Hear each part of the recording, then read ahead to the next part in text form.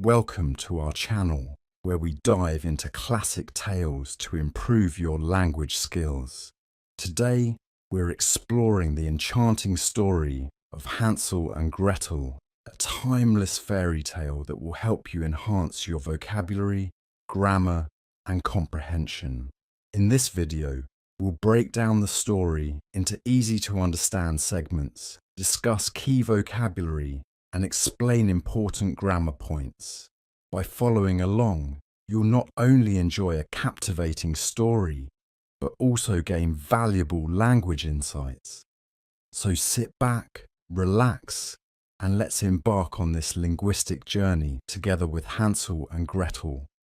Once upon a time, there dwelled on the outskirts of a large forest a poor woodcutter with his wife and 2 children. The boy was called Hansel and the girl Gretel. He always had little enough to live on, and once, when times were bad, they had to get by with 1 piece of bread and butter each. One night, as he was tossing about in bed, full of cares and worry, he sighed and said to his wife, "What's to become of us?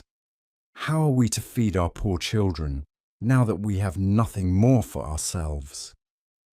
"I'll tell you what, husband," answered the woman. "Early tomorrow morning, we'll take the children out into the thickest part of the wood. There we shall light a fire for them and give them each a piece of bread. Then we'll go on to our work and leave them alone. They won't be able to find their way home, and we shall be rid of them."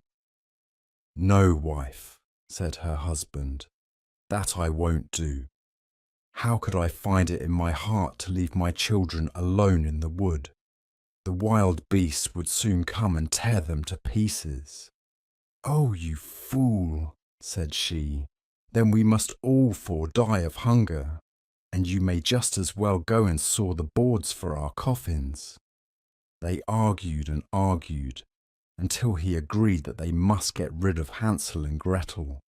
"But I can't help feeling sorry for the poor children," added the husband. The children, too, had not been able to sleep for hunger, and had heard what their stepmother had said to their father. Gretel wept bitterly and spoke to Hansel. "Now it's all up with us." "No, no, Gretel," said Hansel. "Don't fret yourself. I'll be able to find a way to escape, no fear." When the old people had fallen asleep, he got up, slipped on his little coat, opened the back door and stole out. The moon was shining clearly, and the white pebbles which lay in front of the house glittered like bits of silver. Hansel bent down and filled his pocket with as many of them as he could cram in. Then he went back and said to Gretel, "Be comforted, my dear little sister, and go to sleep. God will not desert us."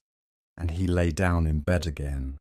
At daybreak, even before the sun was up, the woman came and woke the 2 children.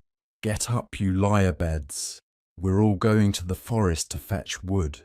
She gave them each a bit of bread and said, "There's something for your luncheon, but don't you eat it up beforehand, for it's all you'll get." Gretel took the bread under her apron, as Hansel had the stones in his pocket. Then they all set out together on the way to the forest. After they had walked a little, Hansel stood still and looked back at the house, and this manoeuvre he repeated again and again. His father observed him and said, "Hansel, what are you gazing at there? Why do you always remain behind? Take care, and don't lose your footing." "Oh, father," said Hansel, "I am looking back at my white kitten, which is sitting on the roof, waving me a farewell." The woman exclaimed, "What a donkey you are! That isn't your kitten. That's the morning sun shining on the chimney." But Hansel had not looked back at his kitten, but had always dropped one of the white pebbles out of his pocket onto the path. When they had reached the middle of the forest, the father said, "Now, children, go and fetch a lot of wood, and I'll light a fire that you may not feel cold." Hansel and Gretel heaped up brushwood until they had made a pile nearly the size of a small hill. The brushwood was set fire to, and when the flames leaped high, the woman said, "Now lie down at the fire, children, and rest yourselves. We are going into the forest to cut down wood, and when we've finished we'll come back and fetch you." Hansel and Gretel sat down beside the fire, and at midday ate their little bits of bread. They heard the strokes of the axe, so they thought their father was quite near. But it was no axe they heard, but a bough he had tied on a dead tree, and that was blown about by the wind.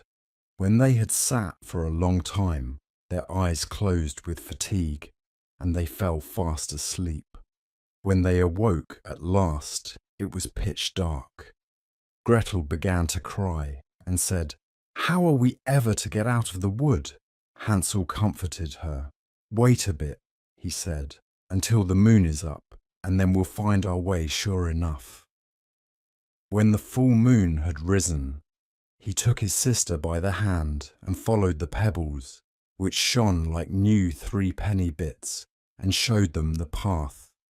They walked on through the night, and at daybreak reached their father's house again. They knocked at the door, and when the woman opened it, she exclaimed, "You naughty children, what a time you've slept in the wood to! We thought you were never going to come back." The father rejoiced, for his conscience had reproached him for leaving his children behind by themselves. Not long afterwards, there was again great dearth in the land, and the children heard their mother address their father thus in bed one night: "Everything is eaten up once more. We have only half a loaf in the house, and when that's gone, it's all up with us. The children must be gotten rid of. We'll lead them deeper into the wood this time, so that they won't be able to find their way out again. There is no other way of saving ourselves." The man's heart smote him heavily.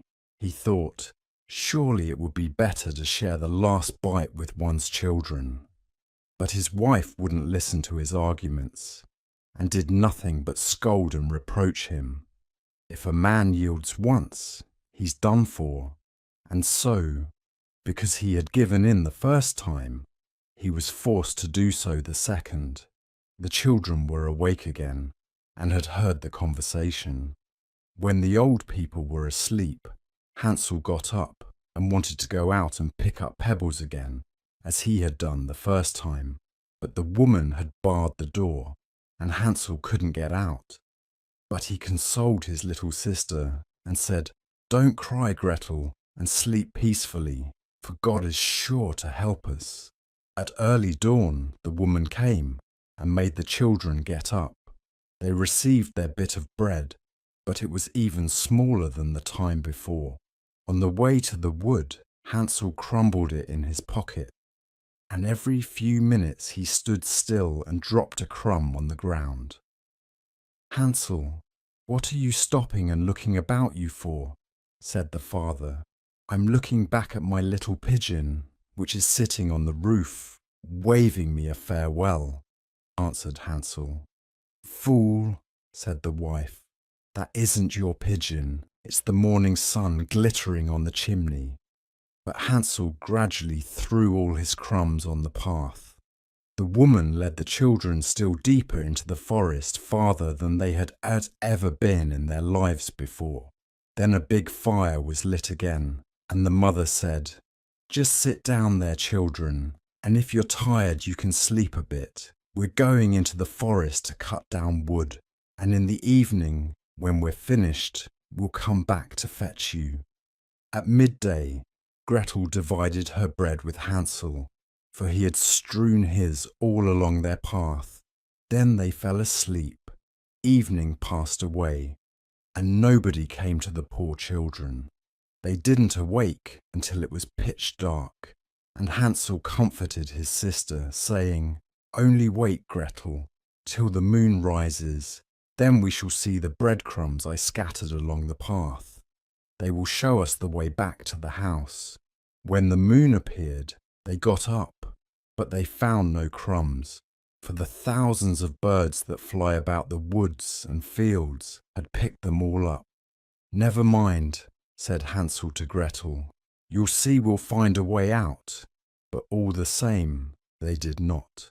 They wandered about the whole night and the next day, from morning until evening, but they could not find a path out of the wood. They were very hungry too, for they had nothing to eat but a few berries they found growing on the ground. At last they were so tired that their legs refused to carry them any longer, so they lay down under a tree and fell fast asleep. On the third morning, after they had left their father's house, they set about their wandering again, but only got deeper and deeper into the wood. And now they felt that if help did not come to them soon, they must perish. At midday, they saw a beautiful little snow-white bird sitting on a branch, which sang so sweetly that they stopped still and listened to it. When its song was finished, it flapped its wings and flew on in front of them.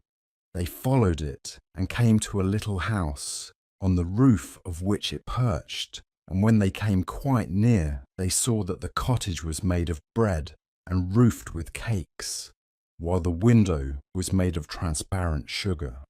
"Now we'll set to," said Hansel, "and have a regular blowout. I'll eat a bit of the roof, and you, Gretel, can eat some of the window, which you'll find a sweet morsel." Hansel stretched up his hand and broke off a little bit of the roof to see what it was like, and Gretel went to the casement and began to nibble at it. Thereupon a shrill voice called out from the room inside, "Nibble, nibble, little mouse, who's nibbling my house?" The children answered, "'Tis heaven's own child, the tempest wild," and went on eating without putting themselves about. Hansel, who thoroughly appreciated the roof, tore down a big bit of it, while Gretel pushed out a whole round window pane and sat down the better to enjoy it.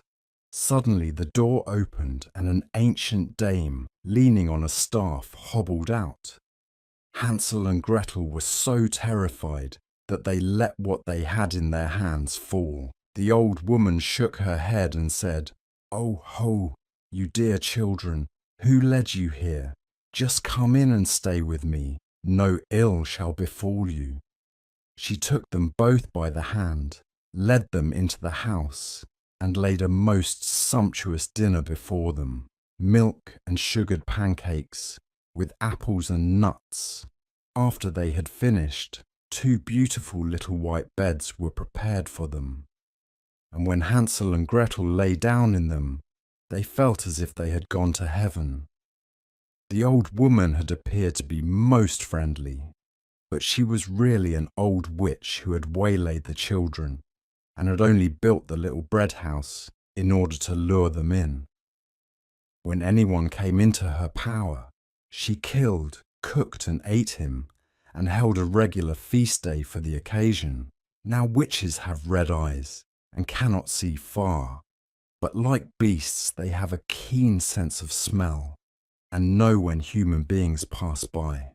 When Hansel and Gretel fell into her hands, she laughed maliciously and said jeeringly, "I've got them now, they shan't escape me." Early in the morning, before the children were awake, she rose up, and when she saw them both sleeping so peacefully, with their round rosy cheeks, she muttered to herself, "That'll be a dainty bite." Then she seized Hansel with her bony hand and carried him into a little stable and barred the door on him. He might have screamed as much as he liked, for it would do him no good. Then she went to Gretel, shook her until she awoke, and cried, "Get up, you lazy bones, fetch water and cook something for your brother. When he's fat, I'll eat him up." Gretel began to cry bitterly, but it was of no use. She had to do what the wicked witch bade her. So the best food was cooked for poor Hansel, but Gretel got nothing but crab shells. Every morning the old woman hobbled out to the stable and cried, "Hansel, "Put out your finger that I may feel if you are getting fat."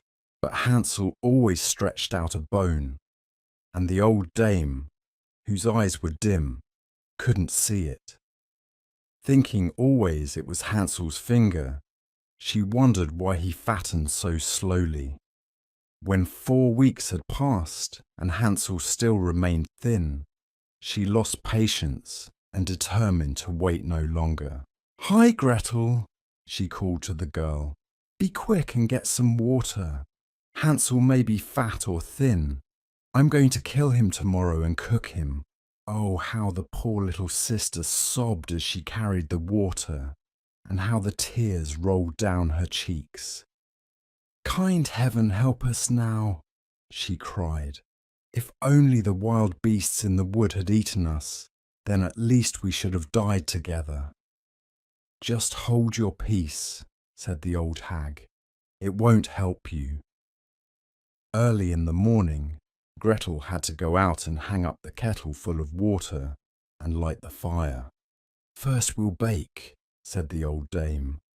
"I've heated the oven already and kneaded the dough."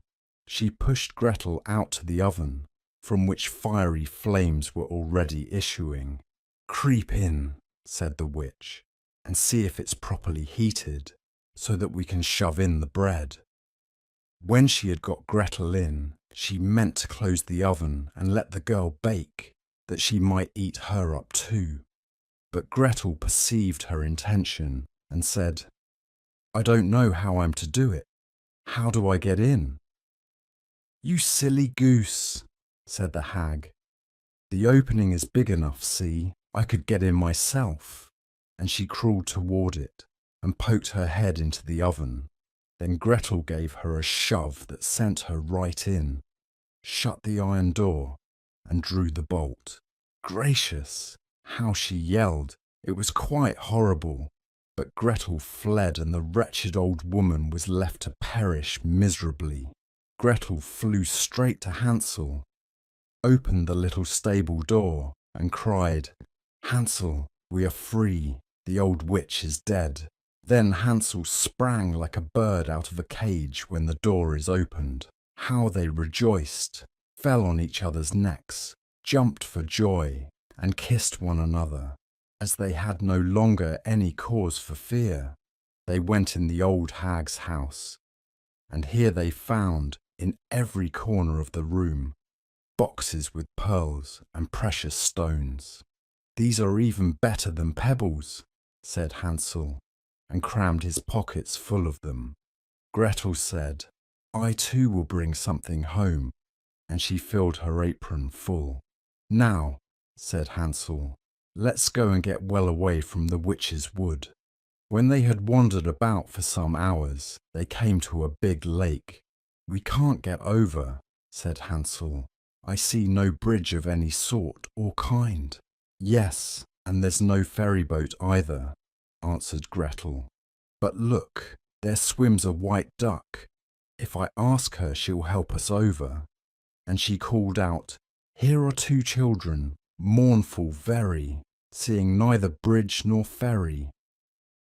Take us upon your white back and row us over. Quack, quack." The duck swam towards them, and Hansel got on her back and bade his little sister sit beside him. "No," answered Gretel, "we should be too heavy a load for the duck.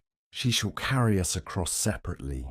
The good bird did this, and when they were landed safely on the other side, and had gone for a while, the wood became more and more familiar to them, and at length they saw their father's house in the distance. Then they set off to run, and bounding into the room, fell on their father's neck. The man had not passed a happy hour since he left them in the wood, and the woman had died. Gretel shook out her apron so that the pearls and precious stones rolled about the room, and Hansel threw down one handful after the other out of his pocket. Thus all their troubles were ended, and they lived happily ever afterwards.